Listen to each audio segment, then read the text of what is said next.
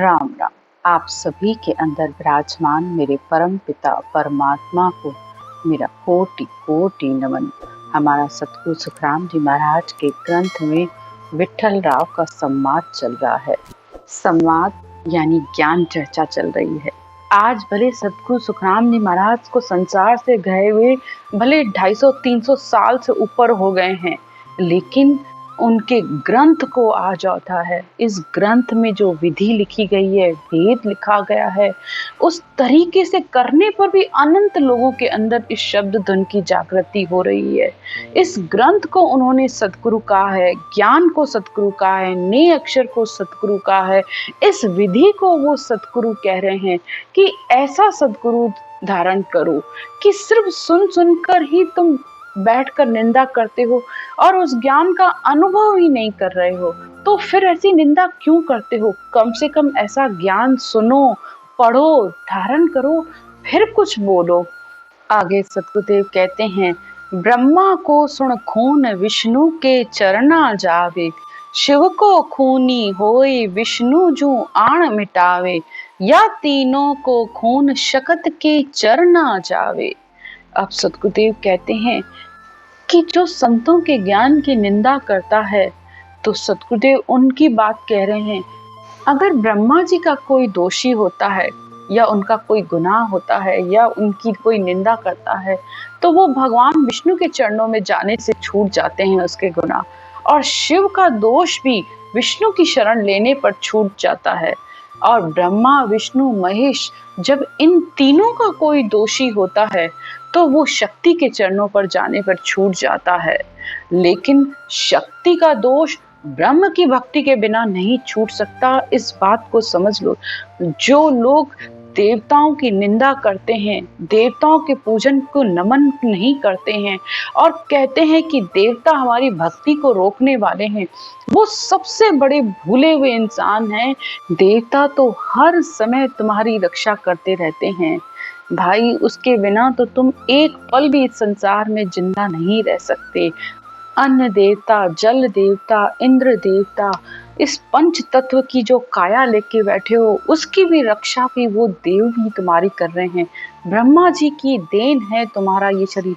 अगर वो तुम्हें ये शरीर नहीं देते तो न तुम इस संसार में माया का सुख भोग सकते, न परमात्मा की प्राप्ति कर सकते।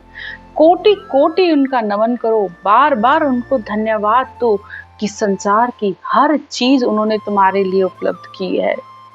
सतगुरुदेव कहते हैं, 5 तत्व बिन जग में रूप स्वाद नहीं कोय, 3 देव सुखराम कहे शकल लोक शिष्य होय। तो ब्रह्मा जी तो आपके गुरु भी हैं, पिता भी हैं।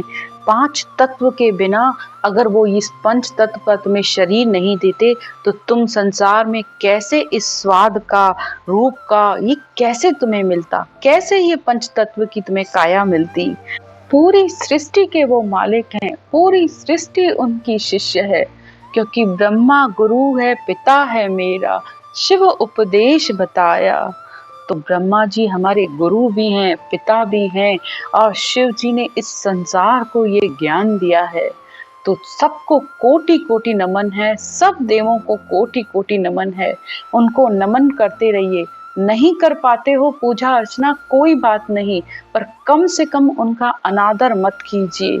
जो भी आपसे बन पड़ता है उतना कीजिए और उनसे प्रार्थना कीजिए। वो आपकी भक्ति में सहायक होंगे, आगे बढ़ने में आपकी मदद करेंगे।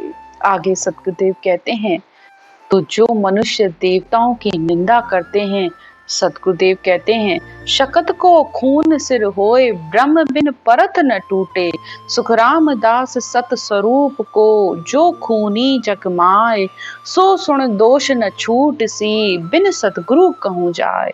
तो ब्रह्मा जी का दोषी होने पर विष्णु के चरणों में जाते हैं तो वो दोष समाप्त हो जाते हैं, और शिव का दोष होने पर विष्णु जी के चरणों में जाते हैं तो वो दोष समाप्त हो जाते हैं। और अगर इन तीनों के ही अगर आप दोषी हैं तो शक्ति के चरणों में जाने पर आपके ये दोष समाप्त हो जाते हैं।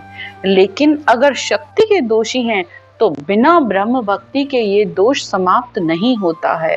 लेकिन जो सत्स्वरूप के ज्ञान का, ऐसे संतों के ज्ञान की निंदा करता है तो उसका दोष सद्गुरु के चरणों में जाए बिना नहीं छूटता है, बिना माफी मांगे नहीं छूटता है। यानी जब तक आत्मा इस ज्ञान को धारण नहीं करती है तब तक उसके दोष समाप्त नहीं होते हैं, क्योंकि सद्गुरुदेव बार बार एक ही बात तो कह रहे हैं कि ज्ञान को धारण करने पर ही ब्रह्म से लेकर अब तक के तुम्हारे जितने भी दोष हैं वो सब समाप्त हो जाते हैं। तो ऐसी ब्रह्म भक्ति, ऐसी केवल्य भक्ति धारण करने पर आत्मा संसार से मुक्त हो सकती है। आज की चर्चा यहीं तक। राम राम।